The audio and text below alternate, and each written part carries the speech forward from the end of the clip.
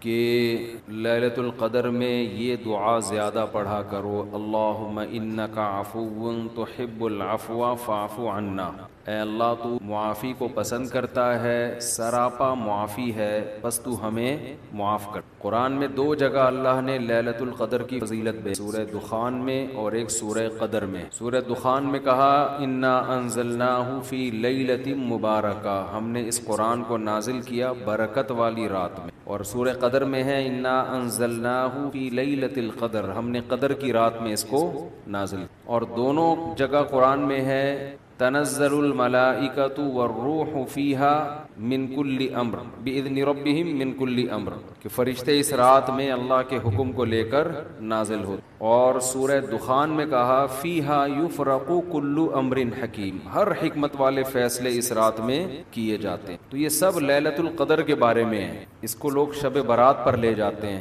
اور قرآن میں ہے خیر من الف شہر، 1000 مہینے سے بہتر ہے۔ تو اس لیے لیلۃ القدر کو تلاش کرنا چاہیے، ہمیں متعین طور پر وہ بتائی نہیں گئی ہے، بتایا گیا تھا نبی صلی اللہ علیہ وسلم کو، لیکن آپ کو بھلا دیا گیا۔ اس میں حکمتیں ہیں، مصلحتیں۔ بڑی حکمت یہ ہے کہ اگر بتا دی جاتی تو ہم رمضان کے آخری عشرے میں پوری میں عبادت نہ کرتے، پورے سال سوتے رہتے، پورے رمضان سوتے رہتے، اور خاص اس رات کو کچھ اللہ اللہ کر لے۔ اور یہ بھی خطرہ تھا بتا دی جاتی تو اس میں گناہ کا عذاب بھی 1000 گنا، سینکڑوں گنا بڑھ جاتا، پھر حجت تمام ہو جاتی، پھر کوئی گناہگار یہ نہیں کہہ سکتا تھا کہ بھائی مجھے کیا پتا تھا آج لیلۃ القدر ہے، بڑا عذاب آ سکتا تھا اللہ کا، کوئی اس رات میں گناہ کرتا۔ تو اس لیے اللہ کی حکمت نے اس بات کا تقاضا کیا کہ اس رات کو چھپا دیا۔ اب امکانات ہیں، پہلی بات تو رمضان میں ہوگی، اتنی بات تو تقریباً یقینی ہے۔ دوسری بات رمضان کے آخری عشرے میں ہوگی، یہ بھی تقریباً یقینی ہے۔ اب آخری عشرے میں پھر ہمیں یقینی نہیں بتایا کون سی رات، یہ بتا دیا گیا کہ طاق راتوں میں، یعنی 21ویں رات، 23ویں رات، 25ویں، 27ویں اور 29ویں، ان راتوں میں امکان زیادہ ہے۔ اور بعض حضرات کے نزدیک 27ویں میں امکان اور بھی زیادہ ہے، بعض حضرات کا موقف ہے، لیکن یقینی بات نہیں ہے۔ تو طاق راتوں میں یعنی کوشش تو کریں رمضان کے آخری عشرے میں عبادت کریں، ورنہ کم سے کم آخری درجہ کیا ہے کہ رمضان کی طاق راتوں میں خود بھی نماز، تلاوت اور دعا میں دل لگائیں، اور اپنے گھر والوں کو بھی نمازوں اور تلاوت میں لگائیں، دعاؤں کو، بچوں کو بھی لگائیں، اٹھایا کریں رات کو جا کے کہ بیٹا اٹھو، تھوڑا اللہ اللہ کر لو، نماز پڑھ لو، کچھ اللہ سے دعائیں مانگ لو۔ دعا کو بہت فوکس کرنا چاہیے، آج کل دعاؤں کو چھوڑ دیا بالکل، حالانکہ سب سے بڑی عبادت ہی دعا ہے۔ دعا میں اللہ اور بندے کا جو کنیکشن ہوتا ہے نا، وہ نماز میں بھی نہیں بنتا، وہ تلاوت میں بھی نہیں بنتا، وہ جو تعلق بنتا ہے نا اللہ اور بندے کا دعا میں، وہ کسی عبادت میں نہیں بنتا۔ تلاوت کا مطلب تو یہ کہ اللہ آپ سے کیا کہہ رہا ہے وہ سن لیں آپ، اس میں تو یہ فائدہ ہوتا ہے، لیکن دعا میں تو آپ اللہ سے تعلق بڑھاتے ہیں نا، آپ اللہ سے مانگتے ہیں۔ تو اس لیے ان راتوں میں خوب گڑ گڑا کے لمبی لمبی دعائیں مانگنے کا معمول بنائیں۔ اعتکاف والے ساتھی بھی بیٹھ جائے کریں اکیلے میں، کہیں کچھ کر لیں، اللہ اللہ سب کچھ مانگ لیں، یہ سوچ کر کہ جو مانگیں گے اللہ ہمیں وہ دے گا۔ جب انسان مانگتا ہے نا پتہ نہیں ملے گا نہ ملے، تو پھر ملتا نہیں ہے۔ اللہ کہتا ہے جب تیرا میرے بارے میں یہ نظریہ ہے کہ میں دیتا ہی نہیں ہوں، تو پھر مانگتا رہے بیٹھ کے، میں نہیں دوں گا۔ اللہ میں استغنا بہت ہے، اللہ کا معاملہ یہ ہے کہ اللہ میں استغنا بہت ہے، اللہ کے سامنے جھکو گے تو وہ چپڑ پھاڑ کے دے گا، تھوڑی سی بھی اکڑ دکھاؤ گے تو پھر اللہ کا کچھ نہیں بگاڑ سکتے، پھر خود ہی رلتے رہو گے، ساری زندگی برباد ہوتے رہو گے۔ جیسے نبی صلی اللہ علیہ وسلم نے ایک بوڑھے کو بخار میں دیکھا، فرمایا کہ طہور، یہ بخار تمہارے گناہوں کو معاف کرے گا، خیر برکت کا ذریعہ ہے۔ وہ بیچارہ کہیں غصے میں تھا، اس نے کہا یہ ایک بڈھے کو تنگ کرنے کے لیے آیا ہے۔ آپ نے فرمایا اب ایسا ہی ہوگا، یہ گناہوں کی معافی کا ذریعہ اب نہیں بنے گا۔ تو دعا میں مانگیں یہ سوچ کر کے یقینی طور پر اللہ میری دعا کو قبول کرے گا، اور بار بار مانگتے رہیں۔ مانگیں کیا، یہ بڑی پرابلم ہے، یہ بڑا مسلمان کے ساتھ مسئلہ ہے۔ بھائی بڑی بڑی چیزیں مانگیں اللہ تعالی۔ سب سے بنیادی ضرورت ہماری کیا ہے؟ فمن زحزح عن النار وادخل الجنة فقد فاز، جسے جہنم کی آگ سے بچا لیا گیا اور جنت میں داخل کر دیا گیا، وہ ہے اصل کامیاب۔ یہ مانگو اللہ تعالیٰ سے، اے اللہ مجھے جنت مانگنے کا مطلب پتہ ہے کیا ہوتا ہے؟ یہ نہیں ہوتا کہ میں انہی بدماشیوں میں رہوں لیکن آخرت میں مجھے معاف کر کے جنت میں داخل کر دینا، یہ قطعاً مطلب نہیں ہے۔ جنت مانگنے کا مطلب یہ ہے کہ اے اللہ وہ کاموں کی توفیق دے دے جن کی وجہ سے جنت ملتی ہے۔ یہ تو بہت کفر ہے ایک طرح کا کہ میں رہوں ایسے ہی، اور یہ تو گویا اللہ کی آیات کا مذاق اڑانے والی بات ہوگی۔ تو ہدایت مانگے، ہدایت، سیدھا راستہ، ایسا راستہ کہ جس پہ چل کے کیا ملتی ہے؟ جنت، اس راستے پہ چلا دے، یہ سب سے زیادہ مانگا کریں۔ اور جو دین کے کام میں لگے ہوئے ہیں، مبلغین ہیں، علماء ہیں، دینی مدرسے کے طلباء ہیں، وہ ایک اور دعا بہت زیادہ مانگا کریں، کیونکہ ان کو صرف جنت تھوڑی چاہیے، ان کو تو یہ چاہیے کہ ہمیں اللہ نے پیغمبروں کا وارث بنایا ہے، تو ہم سے اے اللہ تو دین کا کام بہت زیادہ لے لے، جو ہمارا مقصد ہے، ہمارا ہدف ہے۔ اگر ایک عالم کاروبار کامیاب کر کے چلا گیا تو یہ کون سا تیر مار لیا اس نے؟ یہ کوئی اس کا اصل کام تھوڑی تھا۔ ایک عالم شادی کر کے 4 شادیاں کی اور دھڑا دھڑ بچے پیدا کر کے دنیا سے چلا گیا، کام تو یہ بھی اچھا کیا اس نے، لیکن یہ اس کا اصل ہدف یہ تو کوئی بھی کر سکتا ہے۔ یہ تو ابو ظہبی کے جو سابق بادشاہ تھے ان کے میرے خیال ہے 100 کے قریب کہا جاتا ہے بیٹے بیٹے تھے، ان دھڑا دھڑ شادیاں کی انہوں نے۔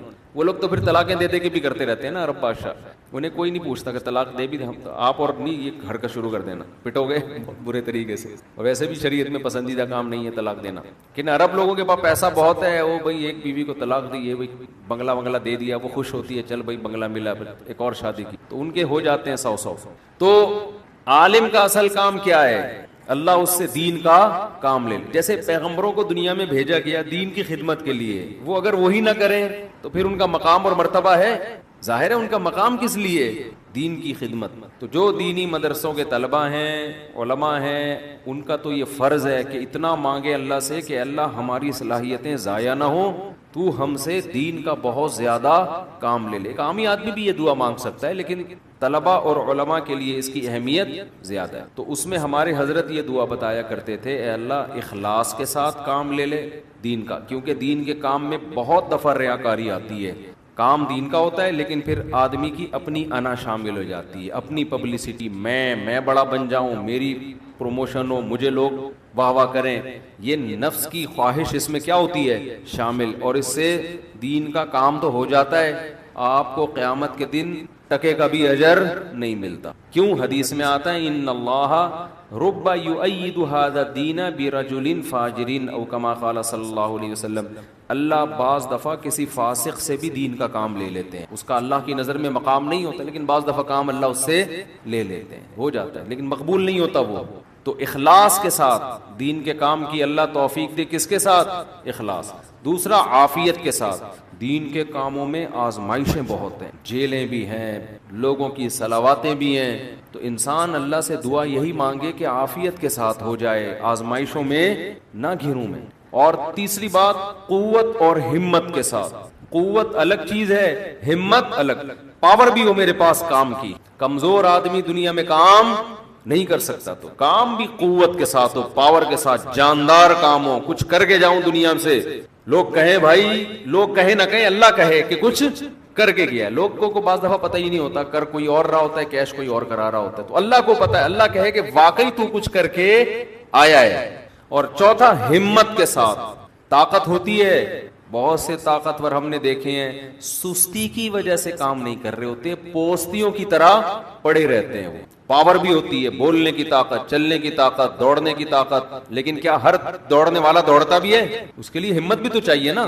کمزور میں ہمت ہوتی ہے، طاقت نہیں ہوتی۔ طاقتور میں، یعنی اگر کمزور میں ہمت ہو، طاقت نہ ہو، وہ بھی کسی کام کا نہیں۔ آپ میں طاقت ہے مگر ہمت نہیں ہے، آپ بھی کسی کام کے نہیں ہیں۔ تو ہمت کے ساتھ، تو یہ 4 الفاظ کے ساتھ دعا مانگا کریں، اے اللہ دین کی خوب خدمت لے لے، اخلاص کے ساتھ، عافیت کے ساتھ، قوت اور ہمت کے ساتھ، اتنی خدمت کہ میں دین کے کاموں میں کسی سے پیچھے نہ رہوں، کیونکہ مقابلہ کمپٹیشن ہے۔ پہلے میں کبھی یہ دعا مانگتا تھا، بلکہ میں کیا، ہمارے دوست تھے، وہ انہوں نے ہمارے شیخ کو خط لکھا کہ وہ میں یہ دعا مانگتا ہوں، اے اللہ میں دینی کاموں میں سب سے آگے نکل جاؤں، سب کو پیچھے چھوڑ دوں میں۔ حضرت نے فرمایا یہ سب کو پیچھے چھوڑنے والی دعا ٹھیک نہیں ہے، وہ کہیں گے ہمیں کیوں دعا میں ہرا رہا ہے، تو اپنے لیے مانگنا یہ ایسا ہی ہے جیسے آپ کہہ رہے ہو اللہ مجھے اتنا پیسہ دے کہ وسیم سے زیادہ دے دے مجھے، وسیم مجھ سے پیچھے رہ جائے، تو وسیم کہے گا تو اللہ سے جتنا پیسہ مانگ، مجھے کیوں پیچھے کر رہا ہے اپنے، میں نے تیرا کیا بگاڑا ہے بھائی؟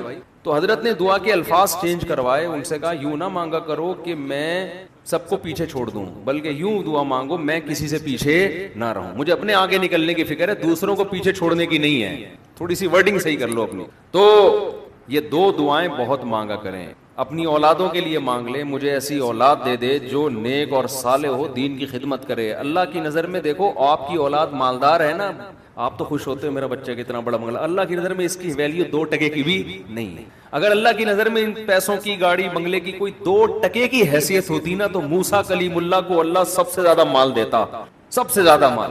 اور فرعون تانے کیا دیتا تھا حضرت موسیٰ کو؟ مسکین، اس کے ہاتھ میں سونے کے کنگن نہیں ہے، میرے ہاتھ میں سونے کے کنگن، میرے پاس باغات جن کے نیچے نہریں بہتی ہیں، موسیٰ کے پاس کچھ بھی نہیں ہے، مسکین۔ آپ اپنی اولاد کو چاہتے ہو کروڑ پتی بن جائے، دولت مند بن جائے، یہ بھائی مسافر خانہ ہے، لعنت بھیجو یار، بن جائے تو ٹھیک ہے، میں نہیں کہہ رہا ہوں ان کو غریب لاوارث چھوڑ کے جاؤ، فوکس کس کو کرو بھائی؟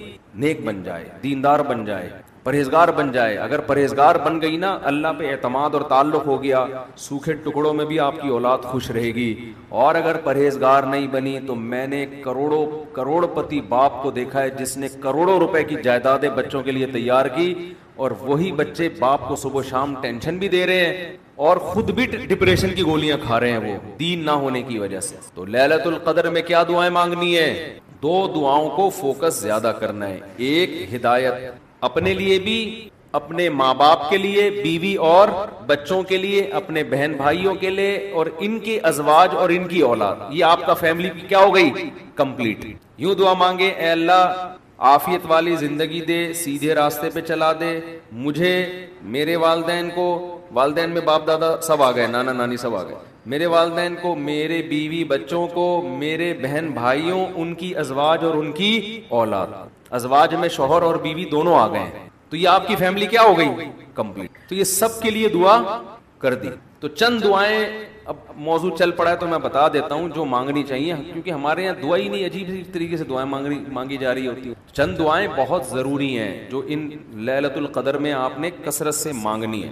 ایک دعا سب سے پہلے میں نے بتایا کیا مانگنی ہے؟ ہدایت، بلکہ اس سے بھی پہلے اپنے گناہوں کی مغفرت، کیونکہ گناہ دعا کی قبولیت میں آڑ بنتے ہیں۔ اللہ کہتے ہیں تو میری تو کچھ بھی نہیں مانتا اور اپنی مجھ سے منوا رہا ہے، میں جب تجھے آزمائش میں ڈالتا ہوں تو کچھ بھی نہیں کرتا۔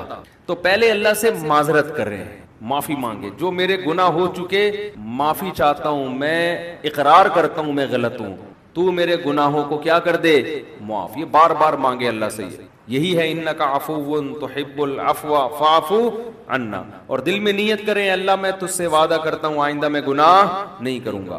شیطان ایسے موقع پہ کہے گا ہبے تو کر لے گا، تو کیوں جھوٹے وعدے کر رہا ہے؟ تو شیطان کو بولے تو اور میں جانوں اللہ جانے تجھے کباب میں ہڈی بن کے تجھے کیا تکلیف۔ یہ شیطان نا ایسے موقع پہ یہ کرواتا ہے تاکہ منہ سے بات بھی اچھی نہ نکالو آپ۔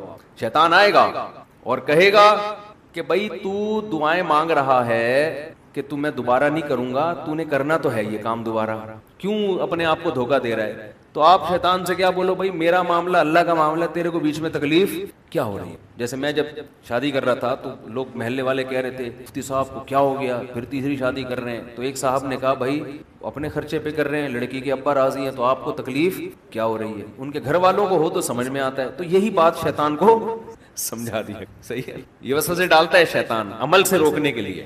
تو بھائی جب بعد میں خدا نخواستہ ہو گیا تو دوبارہ توبہ کر لیں گے۔ اب یہ تھوڑی کہ اگر ہونے کا خطرہ ہے تو ہم کوئی اچھا کام ہی نہ کریں، باقی اچھے عمل بھی چھوڑ دیں اس چکر میں کہ ہم سے تو گناہ ہو جاتا ہے تو اب ہم کیا، ہمیں کیا بھائی، ہو جاتا ہے تو جب ہوگا تو دیکھا جائے گا، ابھی تو نہیں ہو رہا نا، ابھی تو جذبہ ہے نہیں کریں گے بس۔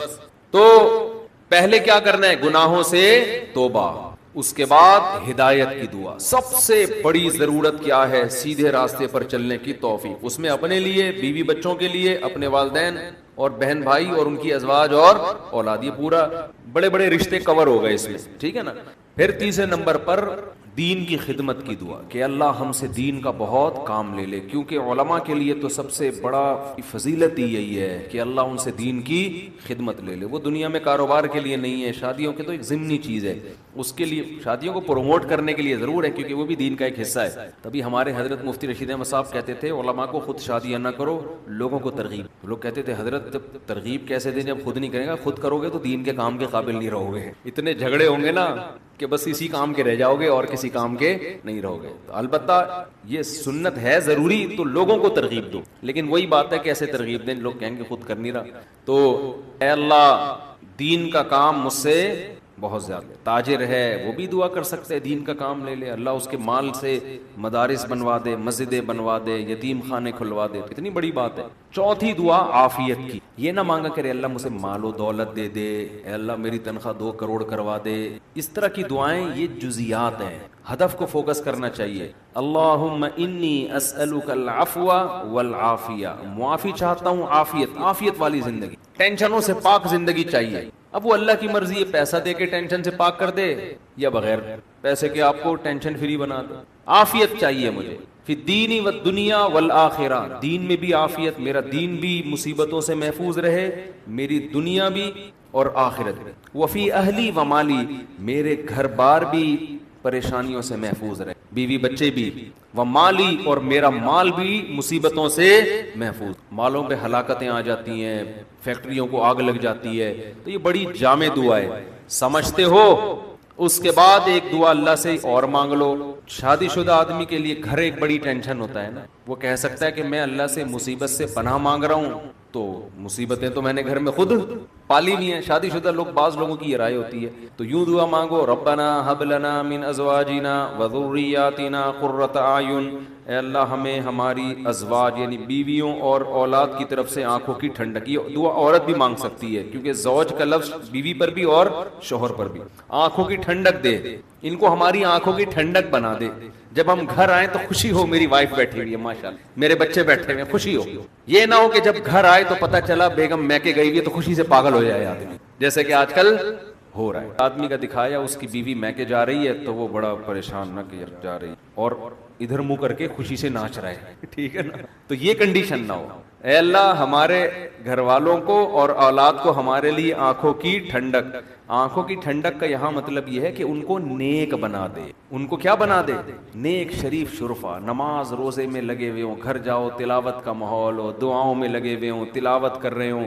تو جس کی فطرت صحیح ہو اسے یہ عمل دیکھ کر اس کی آنکھیں کیا ہو جاتی ہیں؟ ٹھنڈی. اور اگر آپ گھر میں گئے، بیگم صاحبہ ڈرامہ دیکھ رہی ہیں، سین چل رہا ہے بڑا ٹائٹ قسم کا نا، اور بچے بھی پب جی پہ لگے ہوئے ہیں، فلمیں دیکھ رہے ہیں، میوزک سن رہے ہیں، خدا کی قسم اس سے آپ کی آنکھیں ٹھنڈی نہیں ہوں. میں لوگوں سے کہتا ہوں اپنی بچی کو اسکارف پہناؤ، پراپر ڈریس پہناؤ، پھر دیکھو کتنی پیاری لگے گی آپ کو. اور آپ اس اسکارف جو ہے نا اور اسکرٹ پہنا دو، سلیو لیس کپڑے پہنا دو، آپ کو وہ آنکھوں کی ٹھنڈک نہیں لگے. گھر کا ماحول دینی ہو، طہارت کا، نماز کا، تلاوت کا، معمولات کا. تبلیغ والے کروا دیتے ہیں، اپنی عورتوں کو تبلیغ میں وقت لگواؤ گے تو گھر میں یہ معمولات شروع ہو جائیں گے. تبلیغ میں بڑی جان ہے. بڑے بڑے لوگوں کو میں نے دیکھا ہے، بیگم کنٹرول میں تھی، تبلیغ میں لے گئے، صحیح ہو گئی، گھر کا ماحول بن گیا. اور گھر کا ماحول عورت سے بنتا ہے، آدمی سے نہیں بنتا. تو آنکھوں کی ٹھنڈک بنا دے. وَجْعَلْنَا لِلْمُتَّقِينَ اماما، یہ اسی کی تفسیر ہے. اور ہمیں پرہیزگاروں کا امام بنا. یہ مطلب نہیں کہ اگلے الیکشن میں ہم جیت جائیں. پرہیزگاروں کا امام کا مطلب امام تو ہم ہیں ہی، ہمارے ماتحتوں کو پرہیزگار کر دے، اچھے لوگوں کے سربراہ ہوں ہم. تو بیوی بچے آپ کے ماتحت ہوتے ہیں نا، تو ہمیں ان کو کیا بنا دے؟ تو پرہیزگار بنا دے. تو یہ دعا بھی بہت امپورٹنٹ ہے. اللہ نے نیک لوگوں کی صفات میں یہ دعا بھی بیان کی ہے کہ وہ ہم سے یوں دعا مانگتے ہیں. اور 2 دعائیں اور جلدی سے بتا دوں، یہ ٹاپک نہیں تھا، لمبا ہوتا جا رہا ہے مسلسل، اس پہ میں مستقل انشاءاللہ بیان کروں گا. 2 دعائیں اور لیلۃ القدر میں، اور ویسے بھی معمول بنائیں. ایک دعا یہ کہ جہنم کی آگ سے خلاصی. بار بار قرآن یہ بیان کر، جنت کی طلب اور جہنم کی آگ سے خلاصی. قرآن بار بار کہتے ہیں ہمارے نیک بندوں کے دل میں جنت کی اتنی لالچ ہے کہ راتوں کو اٹھ اٹھ کے اللہ کو پکارتے ہیں کہ اللہ ہمیں اس جنت کا وارث بنا دے، محروم نہ کرنا اس جنت سے. جن کا آخرت پر ایمان نہیں ہے نا، انہوں نے جنت کو دوسرے درجے پہ رکھا ہوا ہے. میں بھی ہو سکتا ہے جنت ہو، مل جائے، اس طرح سے مانگ رہے ہوتے ہیں. آپ مجھے بتاؤ دنیا میں آپ کو کوئی ایسا پیکج دیا جائے کہ یہ کر لو تو تمہیں پھر اس کے بدلے میں یہ ملے گا، اس میں 1000 گز کا بنگلہ ملے گا اور ایسا بنگلہ ہوگا، کروڑوں روپے کا بنگلہ ہوگا، اس میں پھر تمہاری بڑی اچھی شادی ہو جائے گی، بہت خوبصورت بیوی ملے گی تمہیں، اور اس میں تمہاری خوراک ایسی ہوگی، تمہاری جوانی 100 سال تک رہے گی ہے بھائی، اور تمہیں جناب کروڑوں کروڑوں روپے کی گاڑیاں ملیں گی. یعنی جنت کے 10ویں حصے کی بات اگر ہم سے کی جائے دنیا میں، تو میرا خیال ہے سارا دن اس کی تلاش اور طلب کے علاوہ ہمارا کوئی کام نہیں ہوگا، کیونکہ یقین ہے نا اس دنیا کو دیکھا ہوا ہے، آخرت کو دیکھا نہیں ہے. تو اللہ تعالیٰ کہتے ہیں کہ ہمارے نیک بندے راتوں کو اٹھ کے اللہ سے کیا مانگتے ہیں؟ جنت. کہ اللہ ربنا وآتنا ما وعدتنا علی رسلک، اے اللہ تو نے پیغمبروں کی زبان سے جس جنت کا ہم سے وعدہ کیا ہے وہ اس وعدے سے ہمیں محروم نہ کرنا، وہ دینا ہمیں جنت، ہم محتاج ہیں اس کے. وہ بڑی دل نشیں جنت ہے، ایسا نہ ہو کہ نیک لوگ اس میں جا رہے ہوں اور ہمیں اس سے روک دیا جائے. اس وقت یہ منظر قہر بن کے گرے گا آپ کے اوپر، یہ بہت بڑی ٹینشن ہوگی. اور جہنم کی آگ سے پناہ، ربنا صرف عنا عذاب جہنم، جہنم کی آگ کو ہم سے دور کر دے. تو یہ چند دعائیں ہیں جو مانگا کریں پابندی کے ساتھ. سمجھتے ہو کہ نہیں سمجھتے؟ اور ایک آخری دعا، اگر آپ کے والدین دنیا سے جا چکے ہیں یا آباء و اجداد کوئی بھی جا چکے ہیں، ان کی مغفرت کی، ان کو بھولنا، جن میں والدین تو بہرحال وہ تو زندگی بھر نہیں بھولنا ان کو. جب مغفرت کی دعا تو سب سے پہلے اپنے والدین کے لیے الگ الگ مانگا کرو، باپ کے لیے الگ اور ماں کے لیے الگ، ہول سیل کے حساب سے نہ مانگا کرو. بعض لوگ ہول سے، یا اللہ جتنے بھی مرحومین دنیا سے جا چکے ہیں سب کی مغفرت فرما دے، تو مرحومین میں ابا بھی آ گئے، اماں بھی آ گئے، نانی بھی آ گئی، دادی بھی، سب ہول سیل. دعاؤں میں ہول سیل نہیں چلتا، نام لے لے کے اس میں زیادہ خشوع و خضوع پیدا ہوتا ہے. سمجھتے ہو؟ اب ظاہر ہے سارے مرحومین کا تو نام لے نہیں سکتا نا، تو خود ہی مرحومین میں داخل ہو جائے گا تھوڑی دیر میں. تو چند اسپیسیفک مرحومین کا نام لے کے پھر ہول سیل کے حساب سے کہ جتنے دنیا سے مسلمان جا چکے ہیں اللہ مغفرت کرے. تو یہ کام ضرور کرنا چاہیے لیلۃ القدر میں. اور لیلۃ القدر میں مخصوص عبادت ثابت نہیں ہے. یہ جو چل رہا ہوتا ہے نا کہ پہلی رکعت میں یہ سورت پڑھیں، پھر یہ سورت پڑھیں، پھر یہ سورت پڑھیں، یہ سب چیزیں غیر ثابت ہیں، بدعت ہیں، ان سے اجتناب کریں. تمام دوائیں بچوں کی پہنچ سے، تمام بدعتیں اپنی اور بچوں کی پہنچ سے. تو لیلۃ القدر میں آپ سمپل نماز پڑھیں، زیادہ سے زیادہ دعا مانگیں، اور تسبیحات ہیں، تلاوت ہے، یہ کام کریں. سمجھتے ہو؟ دوسرا، جتھے نہ لگائیں لیلۃ القدر میں. اس کو بھی لوگوں نے ایک شو بنا لیا ہے. جتھے دوست عوام مسجدوں میں ٹوپیاں پہن کے جا رہے ہیں اور پھر بیٹھے ہوئے ہیں، گپے لگ رہی ہیں، ہاں ہلا گلا چل رہا ہے، پھر چلو جی جماعت سے نماز ہو رہی ہے. ٹھیک ہے، جماعت سے نماز بھی پڑھ سکتے ہیں، لیکن تراویح میں تو بڑی جماعتیں جائز ہیں، اس ثابت ہے خلفائے راشدین سے. تہجد میں بڑی جماعت ثابت نہیں ہے، لہذا یہ بھی بدعت ہے. تراویح تو ثابت ہے نا، اس میں تو جتنے پوری مسجد بھر جائے، لیکن تہجد میں اس طرح تداعی کہ اتنے لوگوں کو اکٹھا کرنا کہ قاری صاحب تہجد پڑھا رہے ہیں سب لوگ آ جاؤ، یہ نبی سے ثابت نہیں ہے. جب ثابت نہیں ہے تو جائز بھی نہیں ہے. تو اس لیے تہجد میں اگر کسی نے جماعت پڑھنی ہے 2-3 سے زیادہ افراد کو اکٹھا بولو نہ کریں، تاکہ زیادہ تعداد نہ ہو جائے لوگوں. لیکن بہتر یہی ہے کہ اپنے طور پہ پڑھیں. تراویح ہو گئی جماعت کے ساتھ، باقی نوافل کیسے پڑھیں؟ انفرادی میں الگ اللہ سے تعلق بنتا ہے، جماعت میں الگ تعلق بنتا ہے، اس میں انفرادی کو فوکس کریں. تو کوئی مخصوص صورتیں پڑھنا، پہلی رکعت میں یہ، دوسری میں یہ بھی بدعت ہے. صلاۃ التسبیح کی جماعت بھی جائز نہیں. سمجھتے ہو؟ صلاۃ التسبیح انفرادی طور پر تھوڑا سا اختلافی مسئلہ ہے، جمہور علماء کے نزدیک سنت ہے. بعض کچھ علماء ایسے بھی گزرے ہیں جو صلاۃ التسبیح کو نہیں سنت مانتے. وجہ اس کی یہ ہے کہ وہ کہتے ہیں اس بارے میں کوئی بھی صحیح حدیث موجود نہیں ہے. لیکن چونکہ روایات کی کثرت ہے، اور کثرت سے جب روایات ہوتی ہیں تو درجہ حسن تک حدیث پہنچ جاتی ہے، اس بیس پر بہت سے علماء کی رائے یہی ہے کہ پڑھ لینی چاہیے. تو جو اختلافی مسئلہ ہو اس میں اگر کوئی بھی رائے رکھتا ہے تو اس میں شدت جائز نہیں. سمجھتے ہو کہ نہیں سمجھتے؟ تو اچھا، میرا موقف چونکہ یہ والا ہے جو ابن تیمیہ رحمہ اللہ کا موقف تھا، تو میں کیا، میری اوقات کیا، بعض بڑے علماء کا بھی وہی موقف ہے، تو اس لیے تو میں بھی اسی موقف کو مانتا ہوں. لیکن کوئی فتویٰ میں یہی دیتا ہوں جو جمہور کا ہے، کہ جو مفتہ بھی قول تو یہی ہے کہ پڑھ لینا چاہیے. عبداللہ بن مبارک، علامہ ناصر الدین البانی رحمہ اللہ نے اس مسئلے میں عبداللہ بن مبارک کی تقلید کی. ان کی نظر میں بھی اس بارے میں کوئی حدیث صحیح نہیں ہے، لیکن چونکہ عبداللہ بن مبارک سے اس کی سنیت منقول ہے تو انہوں نے اس مسئلے میں تقلید کی ہے. کس کی؟ عبداللہ ابن مبارک کی، کہ اتنے بڑے آدمی پڑھتے تھے تو ٹھیک. تو خیر کہاں سے لمبی بات چلی گئی. تو لیلۃ القدر میں دعائیں مانگنی ہیں اور گناہوں سے معافی. تو گناہوں سے معافی میں گناہ دماغ میں ہوں گے تو معافی مانگے گا نا. تو پہلے اپنے گناہوں کے بارے میں سوچنا بھی ہے کہ میرے اندر خرابیاں ہیں کیا. تو there are two types of خرابیز. خرابیوں کی کتنی قسمیں ہیں؟ ایک اللہ سے معاملہ ٹھیک نہیں ہے, ایک اللہ کے بندوں سے. تو اللہ سے جو معاملہ ٹھیک نہیں ہے, فرض نماز آپ کے ذمے, روزے آپ قضا کر رہے ہیں, بد نظری کر رہے ہیں, سود کھا رہے ہیں, زنا کر رہے ہیں, انٹرنیٹ پر فحش فلمیں دیکھ رہے ہیں, داڑھی کاٹ رہے ہیں اور ازار ٹخنوں سے نیچے رکھتے ہیں اور زکوٰۃ نہیں دیتے, یہ سب کس کے حقوق ہیں؟ اللہ کے. حج نہیں کیا, فرض ہوا ہوا ہے آپ کے اوپر. اور مخلوق کے حقوق کیا ہیں؟ سب سے پہلے دیکھنا ہے وراثت تو پھوڑ پھاڑ کے نہیں بیٹھا ہوا میں, ابا کا انتقال ہو گیا ایسا تو نہیں میں کسی کا حصہ کھا رہا ہوں. بہن کے حقوق میں آتا ہے نا, وراثت پھوڑ پھاڑ کے بیٹھا ہوا ہے تو وہی سب سے پہلے بہن کی وراثت اس کے حوالے. بڑا بھائی ہے تو چھوٹے بھائیوں کا حق تو نہیں کھا رہا, سمجھتے ہو؟ تو مخلوق میں سب سے پہلے مالی حقوق ہیں. پھر دیکھو قطع رحمی تو نہیں کی ہوئی, ایسا تو نہیں کوئی قریبی رشتہ دار ہو جس کو پورے سال آپ پوچھنے کی توفیق ہی نہیں ملتی, تو قریبی رشتہ داروں کو منا لو, تھوڑا سا ہیلو ہائے کر لو, سلام دعا کر لو, ان سے کیا جا رہا ہے اس میں. تو یہ موٹے موٹے رشتہ داروں کے حقوق یہ سوچ کے اللہ سے توبہ کر لو اور وہ حقوق ادا کر لو. پھر لیلۃ القدر بنے گی. جس طرح سے آج کل لیلۃ القدر منائی جا رہی ہے نا, حالانکہ وہ منانے کی چیز نہیں ہے, لیکن جس طرح سے منائی جا رہی ہے اس طرح تو بھائی ہزاروں لیلۃ القدر آ جائیں تو کیا فائدہ. تھوڑی بہت عبادت کا ثواب تو مل جائے گا, لیکن جو فضیلت ہے گناہوں سے توبہ کی توفیق اور اللہ تعالیٰ فیصلے کرتے ہیں پورے سال, تو جب جو وراثت کھانے کا ارادہ کر کے بیٹھا ہوا اس کے لیے کیا فیصلے ہوں گے پورے سال کو, سوچ لو آپ. تو یہ تھوڑا لیلۃ القدر کے حوالے سے کچھ باتیں تھیں. اللہ عمل کی توفیق.